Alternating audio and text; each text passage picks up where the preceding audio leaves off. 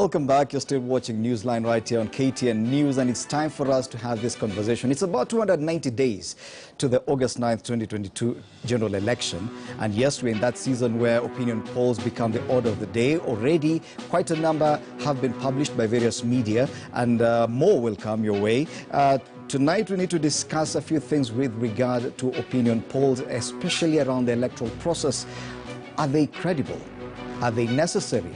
Are there regulations about the conduct of such? To help us discuss this evening, we're very much privileged to have Tom Wolf, renowned research analyst in studio. It's good to have you, Daktari, in studio. Karibu sana. Next to Bwana Tom Wolf, we have David Makali, an independent journalist and also a political analyst. It's good to have you in studio as well. And a failed political candidate. Joining us by video link, we have political strategist Joseph Simeha. Good evening, Joseph, and Karibu sana. It's good to have you with us for this conversation as well. Now let's start with Tom Wolf. Thank you very much. Good evening. Good evening to you. Tom Wolf, you're perhaps the most experienced when it comes to polling, and you've done this for more than a decade and a half, and this has earned you both love and hate from politicians, and in equal measure.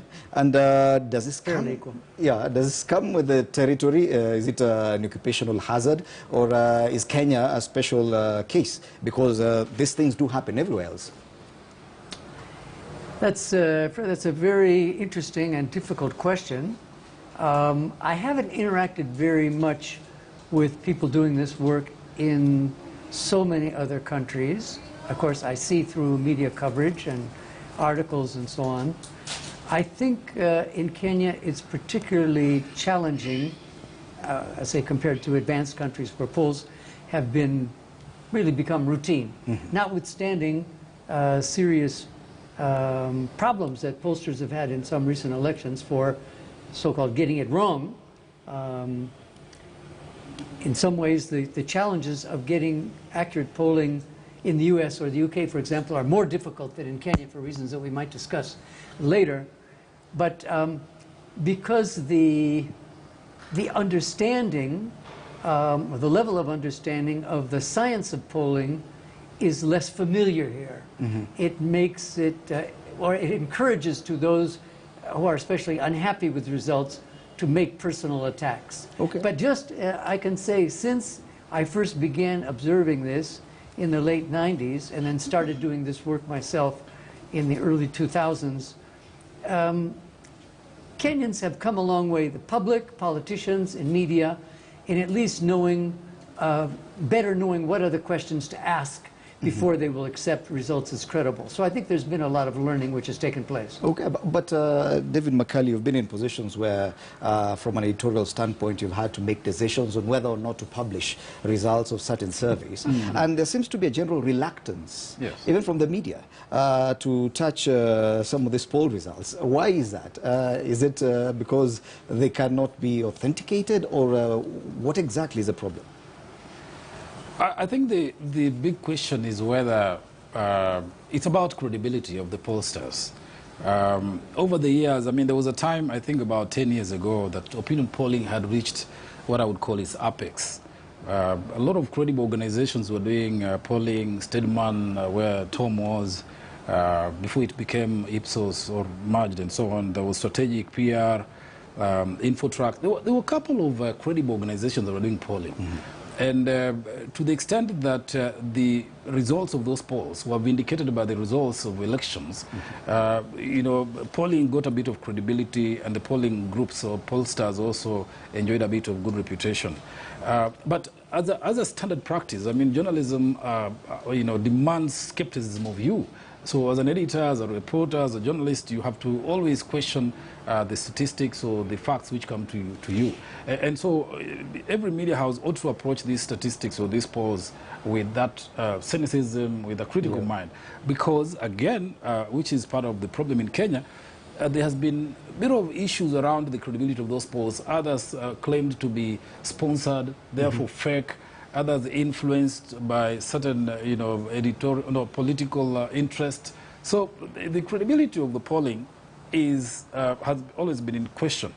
But I must add, Fred, that this has become even more potent right now because I don't know whether Tom will agree with me. Are you saying we're getting less receptive as media houses? I think we're getting less polls? receptive of these polls, but also more cautious, because if you look at the groups or companies that are doing polling, some of them are, you know, obscure. You don't know their origins. I mean, and we'll discuss that as we, you know, as we go ahead. But the polling field seems to have been depleted of credible pollsters. Okay. So we are seeing people emerging to one poll on a particular issue and they disappear. So what makes anybody trust those polls? Okay. And let's get it from a political strategy standpoint. And Bwana Simera is a political strategist. And of course, politicians are usually the first to discredit the results of such polls, especially when they do not go their way or they do not favor them. But as a strategist, do you find any usefulness in these polls? Of course, away from the fact that they can be used as a tool for propaganda. Thank you, Fred. As people who are in politics, we are both consumers of these polls and also subjects of these polls. And I can just tell you without any fear of contradiction that they are important for politics. They are important for political decision making. Even though they do upset people every so often, and of course they do upset you, you know, if and when they tell you a story that you don't want to hear, a story that doesn't match with what you believe or what you think. That is when politicians get upset.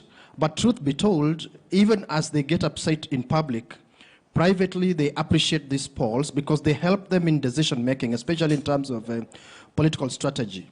Whether you are the one who is subject of these polls, say they are trying to find out your popularity and so on and so forth, or you are even just a consumer, in which case they are telling you something about some other competitor politician's popularity, you may get upset in public, but in private, truth be told, you use these polls to adjust your strategy accordingly. Yes. So they're important information for planning. Okay.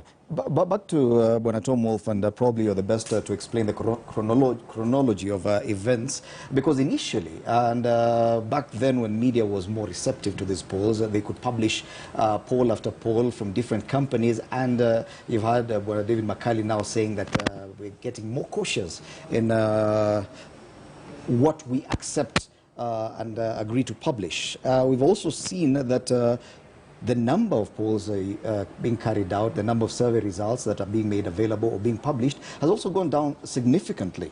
Is that informed by any decision, or is it because of the risk posed by some of these results, some of this information, when it actually goes out to the public? Oh my goodness, there's so much to answer. I mean, you'll just cut me short, because you really put many important issues on the table. First of all, to backtrack a little bit, when we talk about credibility, let's make a very important distinction between polls that may be faulty because those undertaking them don't have sufficient technical capacity for correct methodology and in presenting the data. Have you, for example, been in a position where you've questioned some of your colleagues on the authenticity of the polls they've conducted? I'd rather not make remarks about any. You don't have to mention any organization, but have you... yes, I have seen some problems on occasion. And without naming names, we could discuss what these problems... Mainly, the issue has to do with whether the sampling frame that's used precisely represents the population from which we want to extract views or experiences, whatever the survey content is. And if we find, for example, a sample that purports to represent, well, let's say what used to be Eastern Province, and yet if we had access to the actual sampling points where the interviews were conducted, we see that they were all concentrated in Lower Eastern. We know that doesn't represent that part of the country. So sampling frame is an issue. But, and there's some other technical issues that might be involved in terms of question framing or question sequence and translation, if the questions are being asked in different languages and so on. That's very, very different from failures or faulty polls which are deliberately falsified, either because of political ethnic bias on the part of who owns the company or for financial gain. Now, by and large, so we need to keep those two separate. Not that they can't sometimes Is that a both reality? occur. I am not personally aware of any of the latter. The company or companies where I've worked, I know sometimes those at the head of the companies were not happy with the results because they had their own personal political preferences. But I never saw any effort to change any results on that basis, or I wouldn't have stayed with that company. And you know, there are always at least 4 or 5 different people in the loop of the data. So that even if one person at the top would want to change, other people would know, surely this would leak out and that would destroy the company. And polls are never the main source of income for these companies. And that's a very interesting point you've made, because yes, at some point you are not getting along with some of your colleagues. Probably, well, I always got along wonderfully with my colleagues. It's been in the media that you've had to leave one company at some point. No, let's make that very clear. And it's a question I want to pose to you. Position, did it have anything to do with any of the polls? I left that company because my position was eliminated, because the decision was taken in the company's headquarters in Europe, in France to be specific, that they would no longer undertake political polls. It had nothing to do with any poll that was conducted and there was a disagreement on the results, or It wasn't a question of disagreement. Okay. There was a political reaction in Kenya, which was widely publicized, of several leading figures who were unhappy with these results, and it seemed that that shocked or threatened the owners, the bosses of the company outside Kenya. So they announced, we're not going to do political polling anymore. And true enough, since my contract ended at the beginning of 2019, more than 2 years ago, there's been almost nothing from this company of a political nature. Now, whether that decision was made on the basis of realistic sort of facts, or whether it was just paranoia, that one I don't know. Okay. Except I have no evidence whatsoever that there was any threats made. But just finally, let me just conclude. We'll come back to you when let me just finish one other point here. I would disagree with you, Fred, when you say that there has been a reduced level, and with Macaulay, of media receptivity. I have not seen any media house refuse to give publicity to a poll that's come from a reputable firm in this country. And by reputable, let's start with the Market Survey Research Association of Kenya, MSRA, because any survey firm that belongs to MSRA must adhere to its laid down procedures, particularly with regard to polls that relate to an election. Do you agree with I that, have not seen any censorship or refusal to publish by any media house. What I have seen, and I'll finish with this, is that in contrast to where we started with this gentleman right here at the Standard Group in 2005, when I first started with Ipsos, what I have not seen, which I saw for the coming up to the 2007 election, the 2013 election, I'm not sure about 2017, is media houses investing in us pollsters in order to encourage us to do polls, and also to give the media houses some control or input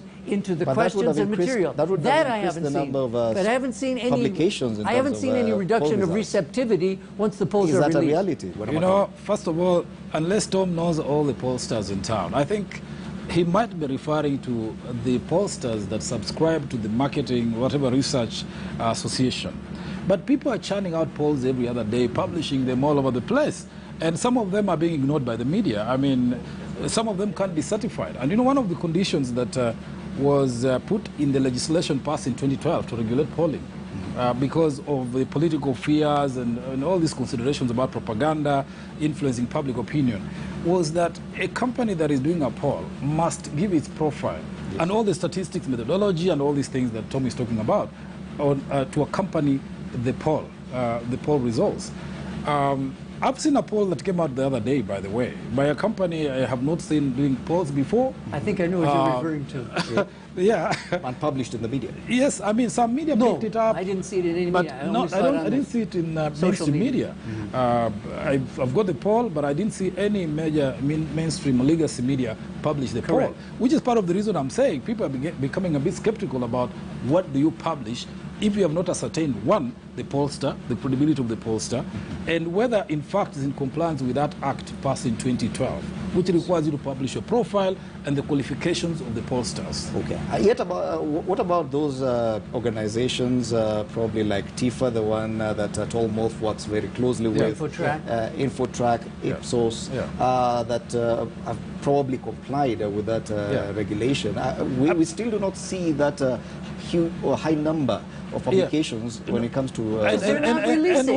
They're not releasing. Tell me the last time that Infotrack or Tifa or Ipsos released a poll. All right, I will answer, then Tom will speak. Because Tom is speaking from the researcher point of view, and I'm speaking from... I read the newspapers. Yes, but let me respond, Tom. Okay. You know, the point is, it's true what Fred is saying. There's a reduction in the number of polls. That's a fact. Yes. They're not as frequent. That's what Tom is querying. We all agree. And the reason is because, one, part of the reason is because there were sponsorships or research companies who are being contracted to actually do polls. They're being commissioned by companies, by media houses, individuals, parties, all manner of people, commissioning them to do credible polls. And Tifa, Sinovet, Infotrack, we're doing that. Now, there is a reduction in the demand of that service. Maybe it's going to come back as we move nearer the elections. Let me explain one critical thing here. For the vast majority of surveys that I've been involved with since I started this in 2004, the surveys which we've done are paid for by multiple clients who have their own subject interests, whether it's on medicine, whether it's on wildlife. Pardon? They would not want to be listed or identified publicly? Some do, some don't. For example, one survey that we did at Ipsos, one of the main clients was the Media Council of Kenya. We did a launch with them at the Intercon Hotel, a joint presentation. Another one, release we did with Article 19 on press freedom. We did a joint launch with them and so on. But what I'm saying is this, that it's misleading in 80 to 90% of the cases to assume that a poll has been commissioned by a particular organization, interest, or party. These are matatu surveys where everybody pays to get on. They load their questions on whatever their subject matter is, whether it's medical, whether it's wildlife, whether it's security, whether it's religion, whether it's suicide, whatever it is, and then, let me ask you this question, just let me finish. That puts enough money in the bank account of that survey firm to cover all the costs of that survey, leaving some empty space on the questionnaire in order for us to put in our surveys, our questions, the results of which we can then give to the media, where these clients basically take their questions and their data and do with it what they want. It's been a very busy political season, especially for the last 2 months. The last time Tifa released poll results was around June, July. Yeah, and those July, are two about two releases in July. The popularity of the Building Bridges initiative and the approval rating of President Uhuru Kenyatta's. We got very good media coverage. Very good coverage. If it was probably the period leading up to the 2017 election or 2013 election, there were quite a number of polls, probably after every 2 months, about the political climate. True. One of the big questions right now is probably who's the most popular candidate in Mount Kenya region, and that is something that probably people expect. The kind of firms that we've seen release polls, some of them published by media houses, are not that well known. How come organizations like the one you work closely with has yet to release that poll? Money. Now, I shouldn't mention the other media house, but I think you're aware there was one about 2 weeks ago that released polls on the presidential contest in the Mount Kenya area. And I have every reason to believe in the integrity of this particular survey. But another thing I should mention, and then I would ask Bwana Semeka to come in, because his background was in civil society. I first met him, 25 years ago, at a voter education, a civic education workshop. NGOs in the governance sector over the last 5-8 years in this country have been, relatively speaking, starved by Western democracy promoting donors. So there's basically no money for surveys. There's been big cuts in their budgets for various reasons. I don't have the figures in front of me, but so much of the finance that we used to get for our surveys would be from NGOs that were interested in electoral integrity, things like that, human rights, treatment of women, and so on. And you do your own survey, Bonafred, of the NGOs in the government sector these days and find out how much they've been hurting. And that denies us the kind of finance to do these general polls. Now, just to come to your question, and then let's get away from me. I agree with you completely. If you look at the record of polling prior to the last 3 elections, you'll see at least three firms asking this question about presidential preferences 2 years, up to 2 years or more before these elections. Why hasn't that been happening? It's in part a question of finance. But let's see if that changes. It has nothing to do with the regulations? No, nothing to do with regulations. As you probably know, there is an act that was signed into law by President Kibaki in 2012 on the publication of electoral polls only, which comes into effect 12 months before an election. From my point of view and from the other professionals I know in this business, that act has not in any way constrained us in terms of the frequency of polls. Maybe it's encouraged us to pull up our socks a little bit more on certain methodological areas, but that has not been a disincentive. Okay, and I need to explain to our viewers the reason why Joseph Simeha is a bit not getting getting into the conversation. We are experiencing some technical issue, but we're trying to sort it out, and he'll be back as soon as possible. So we continue with the gentleman in studio, and there's also an issue of perception, and polls are based to a huge extent on perception. Perceptions that are mainly generated by media reports, and I'm informed that Bwana Joseph Simeha is back on, will be joining in shortly. Yeah. This cyclic sort of movement, because the media generates perception, then that is what is expressed by the people who take part in these surveys. They basically churn out what they've learned from the media. Then is there usefulness in that kind of cyclic movement? Because you would appear to be simply just expressing the same thing that you told the people. Actually, well, maybe that is how it ought to be. Maybe that's how things are supposed to be. Because the public, I mean, the media is supposed to reflect public opinion about certain things. In fact, opinion polling should be integrated into good journalism. It's part of sourcing information. Because otherwise, how do you determine what, in fact, editorially, you should serve the public, and what, in terms of political preferences or predictions, a new media house can make, So you go out there also Yet the media has also been accused of being partisan to some extent. Yeah. So would that also translate in the kind of results of opinion polls? Yes, and maybe in fact at this point the media ought to do a survey on the perception of its coverage of this politics. Because, I mean, a lot of that is happening now. There are claims that the media is, driving certain narratives, is not fair, is not giving equitable coverage to different candidates and so forth. So Tom is here, give him some work to do and give you feedback. But I think that is not necessarily a bad thing, except that opinion polls, by their nature, will reinforce certain perceptions that exist in the public, and force or influence some people also to, take certain positions. There is not much you can do about it, because that is the nature of public discourse. Yes. It's that people ought to be informed that the context of this opinion or this survey is as follows, and so that people understand it from a certain background. But I don't think there's anything wrong with opinion polling as such. Okay, let's now bring back into this conversation Bwana Joseph Simeha, joining us via video link. Bwana Simeha, our apologies for that technical hitch. Now you're back. We're still in studio with Tom Wolf and David Makali. But from your standpoint as a political strategist, what is the biggest challenge you see with these opinion polls? Because yes, you may use them as a private politician or as a strategist for a politician, but what is the main issue you would have with the pollsters and the media that ends up publishing the poll results? Thank you, Fred. When the link disappeared, I thought for a moment the problem was Tom Wolf, because he talks a lot, and you have to find a way of managing him. Let me just say that I think that question, from a political point of view, can be answered very subjectively, depending on whether these polls serve whoever is responding to it or not. I know it's me you are asking just now, but I'm just trying to bring in the perspectives of people who have worked in politics, that whether these the polls are problematic, the pollsters are being objective or not. I think it just depends on the context in which a certain poll is being carried out and released, both for the context of the media and the pollster.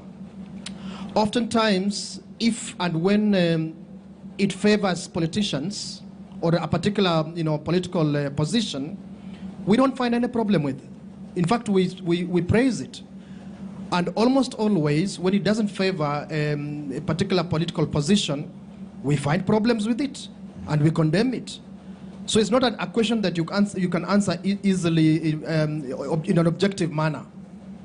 For me, personally, I do not think there's necessarily any problem with the opinion polling and with coverage, except, of course, where there are biases, except where there's a problem of lack of professionality, except where there is weaknesses like in any other profession, which I believe people who are in marketing and social research are trying to sort out.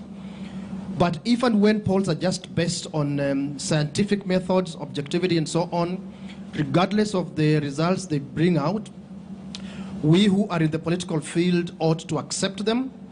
You will not, by the way, stop politicians from condemning them when they don't favor them, at least condemning them in public. But as I told you earlier, more often than not in private, these polls are appreciated. Okay. So, yeah, privately. So when you are making an assessment, always have that in mind, that it's not always what you hear in public that forms the opinion of the politician who is talking to you. Okay, and one of the biggest questions that has ever, one of the biggest challenges or queries that have been raised with regard to the conduct of such surveys is a sampling methodology. That probably a sample of 2,000 is too little to represent a population of about 16 million voters. Now we are at a period when according to IBC projections, the voters list might go up to about 25 million, if at all they're successful in getting the younger voters, about 6 million of them, to join the voters register. Does that mean that even this sampling could have to be revised, that the selection of the sample from a scientific point of view, because the basic understanding of the general public is 2,000 people is too few. It's too small for it to be representative of the general population. Yeah, I wish everyone could have a margin of error statistical table in front of them before they made these criticisms. You may have seen that national polls in the U.S. with a couple 100 million voters, they usually use a sample of only 1,500. Now that gives a margin of error of plus or minus 3.5% or something like that. Not enough to predict a very close election, but certainly can show trends over time. So if in Kenya we're using the same percentage, 15 or 2,000, 2,000 gives a plus or minus 2.2%, which is fine. If you're not predicting, you're just taking a snapshot of where things are. That's if you have selected your respondents at random, and there's a big challenge to make sure it's random, and we could talk maybe later or another time, the trade-off between face-to-face household surveys versus mobile phone ones. Where do the phone numbers come from? How are they selected for the interview? The use of technology, that changes, because we're talking about the methodology of how you arrive at these numbers. I can just say briefly, as far as I know, it certainly applies to Tifa and the other firms that I know, when they do household surveys on anything, whether it's on soft drinks or soap or whatever, at the end of these interviews, they collect, for those who are willing to give them, their mobile numbers. So they can have 50, 100, 200,000 mobile phone numbers in their data bank, and when they want to pick a national sample for any survey, they know how to distribute that, again, according to the most recent census figures.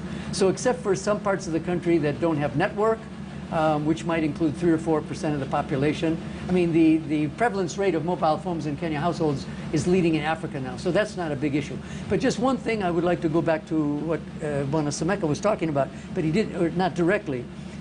He talked about how politicians react to polls, but we should also recognize, acknowledge that many politicians and political parties conduct their own confidential polls that we or you in the media never see. Yes, yes. Mm-hmm. So if they have any doubts about what Wolf is doing or InfoTrack is doing or whatever, they can always do their own. We know, for example... Through other organizations, or do they come and pay the both. same Tifa? Both. They do both. Yeah. Remember, the BBC did an expose of huge surveys, or maybe it was ITN, I can't remember what station, I think it was BBC, of the Cambridge Analytica surveys that were done for Jubilee in 2013. And this came out. They had interviewed 50,000 people in their sample, not because they wanted to know the national result, but as we found out in that documentary, the Jubilee campaign strategists wanted to know in each of the 47 counties what were the main issues, not just who are you going to vote for. And that was done by a market survey firm, very reputable, but not one that had ever done anything for public release. So these campaign teams, I don't know right now, maybe Buenasameka can tell us whether the people he's consulting for have been doing any surveys, but they know they always can do those to compare with what's in public. Now, one last thing, then I'll stop. You raised a very important issue with Macaulay about the impact on the public or on voters of the release of these polls. I have an academic background. I have not seen any scientific study of the so-called bandwagon effect. That is, whether people will want to move to where the polls are showing the winner is. Across Africa, many people in political science have said that elections are only ethnic censuses.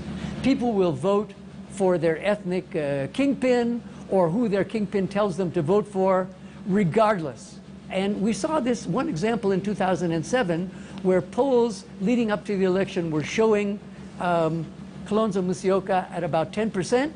You would have thought if his followers wanted to get with a winner, they would have made a choice between either Kibaki or Raila. They didn't. That's exactly what he got. And when I went to Machakos after the election to interview people, and I asked people in front of Titot at the Matatu stage there, did you vote? Yes. Did you see any polls before you voted? I interviewed 10 or 20 people. They all said yes. I said, you saw that Kalonzo had no chance of winning, yet they all voted for him because he said, huyu ni mtu wa kwetu na tunamjenga kwa uchaguzi mwingine. So let's move this you're asking a further. very important research question, whether these polls actually have an effect on moving voters from supporting one candidate to another. It hasn't been researched properly. Not yet. Okay. Let's come to the issue of security. And back in 2007, the surveys conducted around that election were partly blamed for the kind of chaos that was witnessed after the election because they put one candidate at a certain margin, and this margin was too close to call, and people were quoting this and saying our candidate had this lead. How come now it has changed? Now, of course, that raises a lot of security issues, and probably this is where the reluctance by the media comes in. Are there issues, or is there a point in time when it comes that the media sees that some conversations are a bit too risky to be handled? And if at all that is true, isn't that self-censorship to some extent? Yes and no. I mean, everything we publish has got ramifications. It has implications, negative, positive, it's uploaded or discredited. With regard to, and I know the incident you're talking about, in fact, that is what part of the reason that we ended up with legislation on polling. And that legislation, I think, says you cannot publish the results of an opinion poll 5 days before an election. Yes. Because the likelihood is that people will believe the poll when the results come out, and it's different from what the polls showed to be the likely outcome. Yet that is just a reflection of intent. So to that extent, yes, there is a lot of editorial judgment that must be made in terms of when do you publish what information, in case it might inflame passions or cause unpredictable reactions. And so the media does that all the time.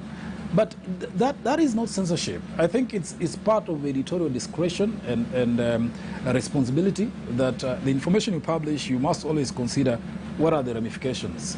And that will happen. I think going forward, I mean, what I would suggest in terms of beefing up the credibility of polling, how about, for example, because we are polling politicians, they're the ones who come to dismiss or accept the polls, even though we're publishing for the public. It would be a good thing to say a pollster about to conduct a poll, a survey, invites the subjects of that poll to even send a representative to look at the questions they're going to ask, to even participate as observers in probably even chip in the survey itself. Funding the process. Yeah, chipping in is a different story because they might want to own or you might have a conflict. But I think participation in the exercise is something that our pollsters, and we've discussed this sometime in the past, would add value to the credibility of those polls. Similarly, inviting the media to just be witness, because the poll eventually ends up in the media. So you can actually ask editors to send in people to look at the questions or pass them by the editors or the research teams in the media houses, because every media house has a research department. And you ask them to superintend or sort of observe that poll, so that when it's criticized and dismissed, you also have you can defend or however respond to it. I think that would be a good direction to go. Okay. What do you think, Tom? I mean, you want to... Before when Wolf gets an opportunity to delve into that, let's talk to Bonasimeha, because we run the risk of forgetting that he's in this conversation as well. But Bonasimeha, of course, what is going on right now, and for the last 3 or 4 weeks is a mass voter registration, and the numbers we're talking about, if at all IEBC are lucky enough to actually get those numbers, are huge numbers, mainly young voters, a new voting bloc, a group that has never voted before. This is a kind of bloc that any politician would be interested in knowing how they think, what kind of needs they have. Do you think, and probably I would ask you, because this is a very subjective question, probably the politicians you've interacted with, are they using polls as a tool to actually find out what this potential voter bloc is all about? First, let me just confirm, you asked earlier, and I had Tom ask, the question of whether politicians are using opinion polls. I want to confirm, including myself, by the way, Fred, in the very recent past, on issues of importance to people in my county where I have a political interest, on the rating of other potential candidates, on just finding out who the others may be for the senatorial seat in my county. And the many politicians I know, they do this all the time. Not every opinion poll is made public. Secondly, on something Tom is doubting, the bandwagon effect. I know as a matter of fact, even though perhaps as Tom says, no scientific research may have been done in the terms in which he understands, that is a matter of fact that people are influenced by opinion polls, by who is winning. There are other factors like ethnicity and whatnot and so on as basic factors. But that, even though may be a secondary factor, it's normally extremely important in political decision making. Normally in our politics, we have a lot of undecided voters, and many people like to go towards the winning side. So even though you may have the ones who stick with the basics like ethnic identity, you will still have a good chunk of those who just want to go towards the winning side. And then to come to finally to your question, it's a fact that that's why you see politicians are extremely worried about the numbers they are seeing. In several politicians and political parties that I know of had recently done surveys to understand what projections to make, what to expect from the different regions in terms of additional numbers. They compare that with the data that IEBC is sharing. They now follow that almost on a daily basis with regards to what is coming out of the registration exercise. And I know for a fact right now that to a big extent it's worrying many politicians because of the numbers they are seeing in their regions or the regions they hope will back them in the coming elections. So they are these statistics, this what you get out of these surveys are important, and political parties and individual politicians are engaging in them to see what the trends will give them with regards to what we end up with as numbers of the newly registered voters. Okay. Yes, I wish I agree completely, well, especially with the last comment, but I would ask, and you can ask the next time you talk to IBC, after the first week when they saw that the registration numbers were so low, did they consider doing a survey to find out what's the cause of the reluctance, at least during the first part of this month? I also want to not take back what I said earlier, but move again closer to agreement with Bonasimeha. Not that I am convinced of the level of magnitude of the bandwagon effect, but I would put it this way. Political scientists all over the world have conceptual analytical tools that they use to measure the ideological and policy differences between political parties, not just based on written manifestos, but on their actual behavior when they occupy elective seats, whether at the national or local level.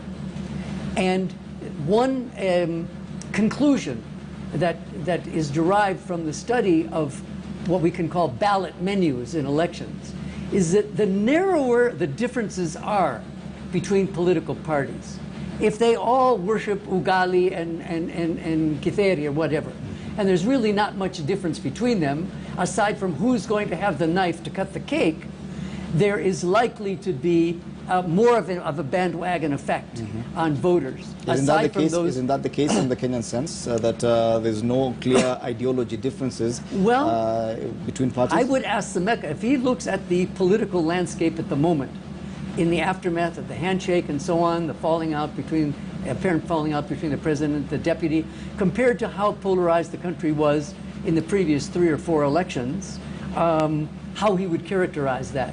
I mean, because frankly speaking, especially in a poor country, there are many people, starting with political entrepreneurs, with the political class, who want to be, where the cake is, where the ugali is. And they will have, not complete, but a certain amount of influence over their supporters in guiding them whom to vote for. All of these suggestions have to be studied analytically by political scientists before we can make any sweeping generalizations. But I just would want to, as I say, come closer to his assertion that the bandwagon effect can be there. I would just suggest that the more ideological policy differences between the main contenders, the more those differences are diluted, the more likely it seems to me, that a bandwagon effect will work. And I'll finish by saying, as of now, based on what I've seen, I would think that the level of pure, straight ethnic voting in this election will be lower than it has been in any of our previous elections since multi-party started, even if we remove the whole population of Mount Kenya that may not have a serious presidential contender, even if we take them out. I think that Kenyans are learning to be more discerning.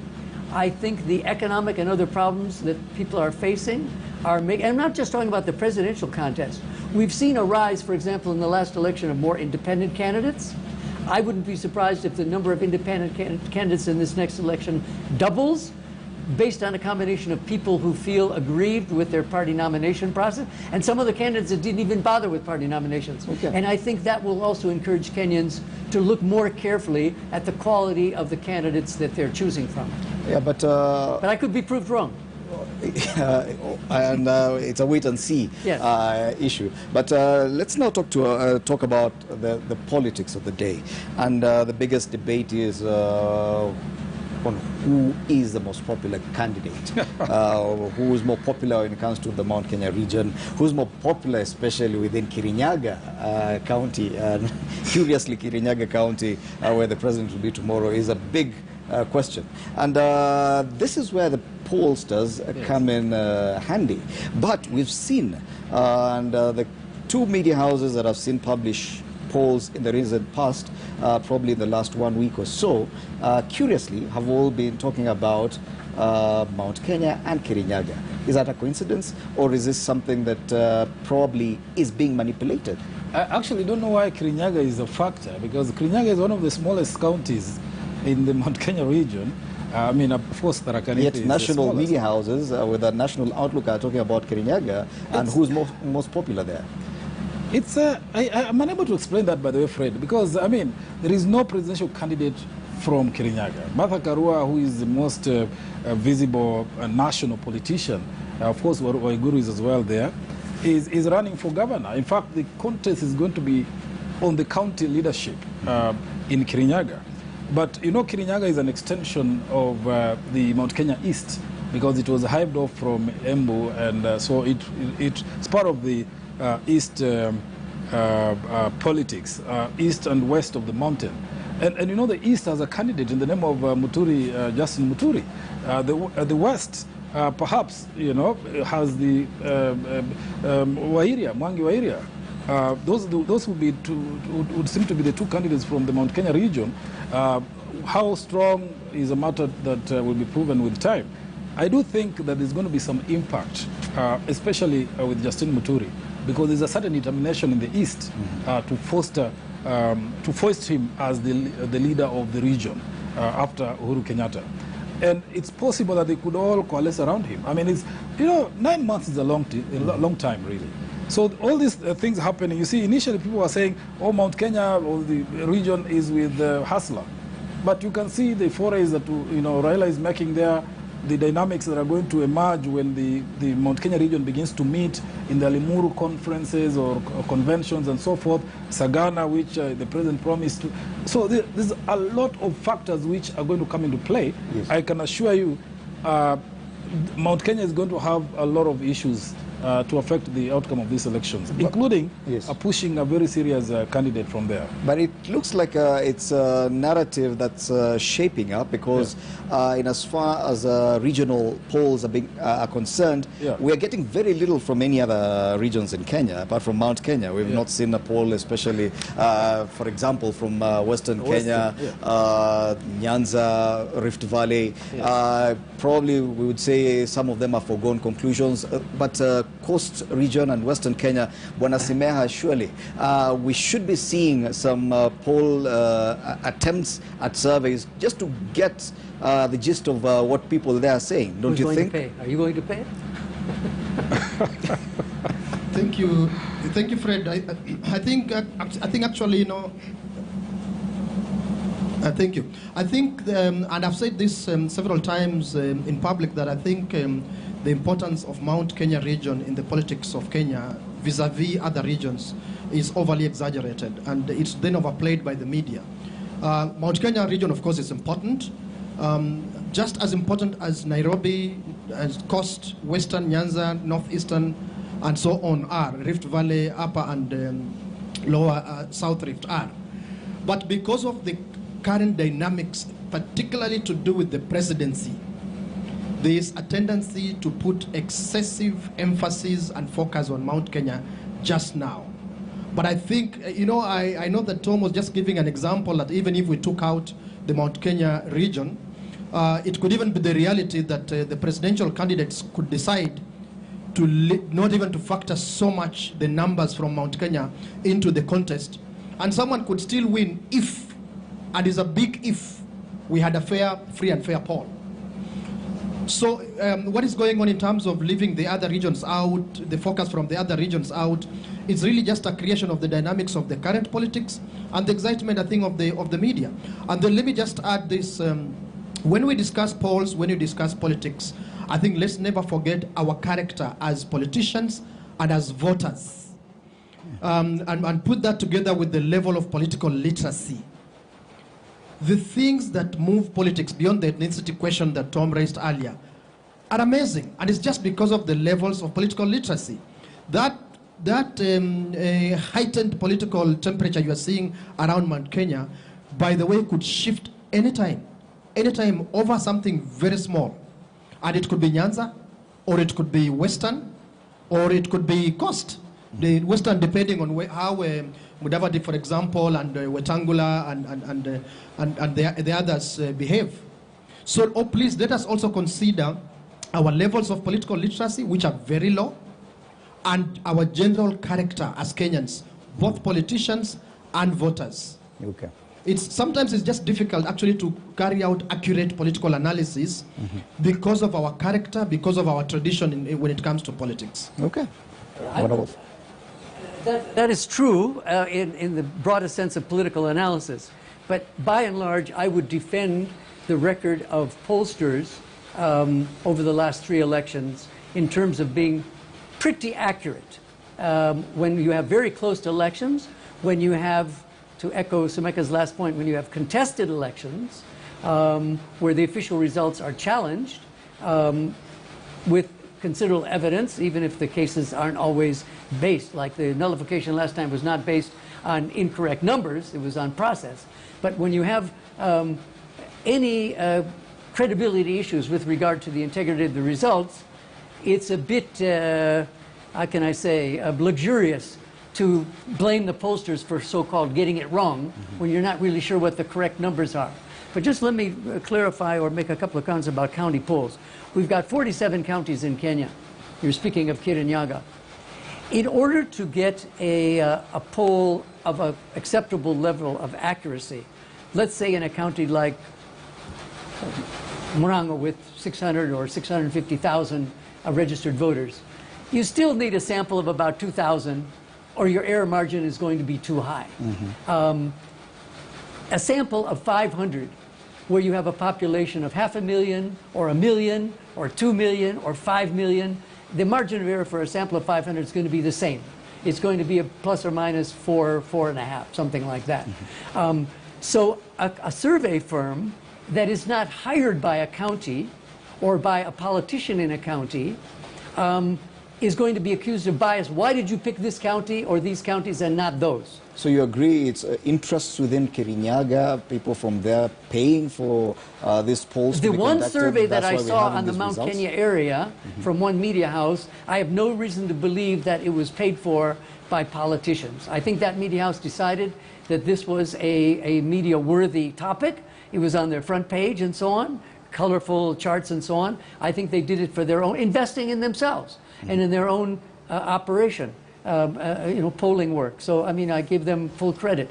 But I should also say that when a national poll is done with a sample of 2,000, for the most part, survey firms will release results at the old provincial, regional level.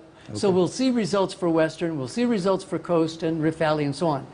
Of course, because these numbers within the sample of 2,000 are going to be smaller, to be transparent, these firms should say, by the way, when we're presenting the result for Western, the margin of error is not 2.2, it's closer to 3 or 4 or 5, whatever it is, based on how many people are actually interviewed in Western. But they can still give you a general picture of what's happening at the regional level. Okay. Ideally, we would have enough finance to do more polls with larger samples, and we would have more survey firms so that the consumers of the polls, both media, politicians, and the public, would be able to say, as they do, for example, in the U.S., the last 10 polls showed this. Why is your poll outside the margin of error?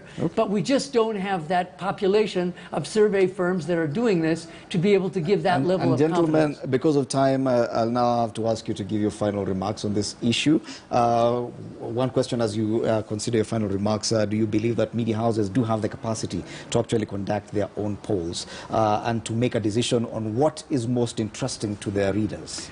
I think so, and that ought to be the practice. Opinion polling is not very expensive as such. I'm sure, Tom will tell you, up to about 500,000 shillings, you can carry out a poll that is credible with a sample size of about 1,000. He mentioned the margin of error. I mean, the higher the sample, the lower the margin of error. Correct. So the lower, so the bigger the margin of error, what you pay for. plus minus 3 and so forth.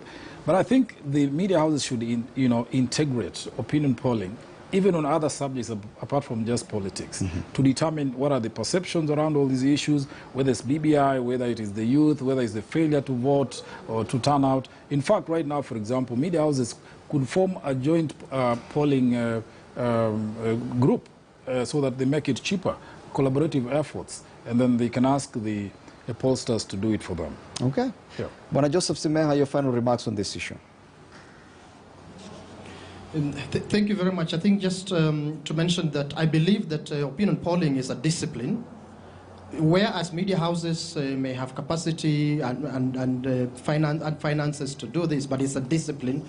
And this is where I agree with Tom that I just wish there were more opinion polling organizations actually regularly conducting different kinds of opinion polls, not just on politics, but on agriculture, on health, on our social behavior, and so on, so that we may also as a nation get used to the culture, develop our own culture of opinion polling, so that we can trust more what comes out of opinion polls, and we stop blaming opinion polls when they don't favor us in one way or another. So I think it's an important thing to develop this culture. Okay. If you just focus on what we see from opinion polls and we also don't focus on our culture as a nation, we probably may not get it right. Okay. Tom Wolf, I'll give you the opportunity for your final word on this. Yes, I would just echo both Yes. of these comments from my friends here. Even if media houses are not overflowing with finance to fund them, that would be very nice. But I would like, starting with you, Bonafred, to take Makali's suggestion and try to encourage people at the top of your media organization to get in touch with those at the top of other organizations. Let them form the kind of a working group that Makali is suggesting. I think before the 2007 election, UNDP actually had a couple of seminars with all of us, workshops with all of us who are doing polls, but media representatives I don't think were there. This should also be done with the officials in political parties, so that we hear complaints, we get suggestions. Sure, if there's funding, that's wonderful, but at least it means that if Indamuli or Makali or Sameko or Wolf releases a poll, there'll be a more understood and agreed vocabulary, a criteria of how these polls are to be interrogated and reported and challenged. Okay, thank you so much, Tom Wolf, research analyst. David Makali, independent journalist and a political analyst as well. Independent journalist and political analyst. And Joseph Simeha, political strategist, sorry for that, helping us understand more about opinion polls, which we're going to see more of as we get closer to the August 9th, 2022 date for the next general election. Opinion polls are definitely mirrors of society and allow individuals to understand where they fit in the socioeconomic and political systems. Now, just before we call it a night, a reminder of the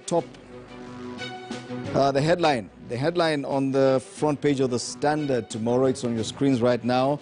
It's all eyes on Uhuru, Ruto and Raila today, by today meaning tomorrow, Wednesday. Of course, all eyes will be on Kirinyaga County, where the national celebrations for Mashujaa Day will be taking place. It will be the first time President Kenyatta will be sharing a podium with his deputy and ODM leader Raila Odinga in his backyard, just days after the DP accused the two of betraying him despite helping them ascend to power. Get yourself a copy of the Standard on Wednesday. Thank you so much for keeping us company. Remember, the conversation continues online at KTN News KE is our Twitter handle. Use the hashtag Newsline. My Twitter handle is at Fred Indimuli. On behalf of the entire team behind Newsline tonight, I say good night.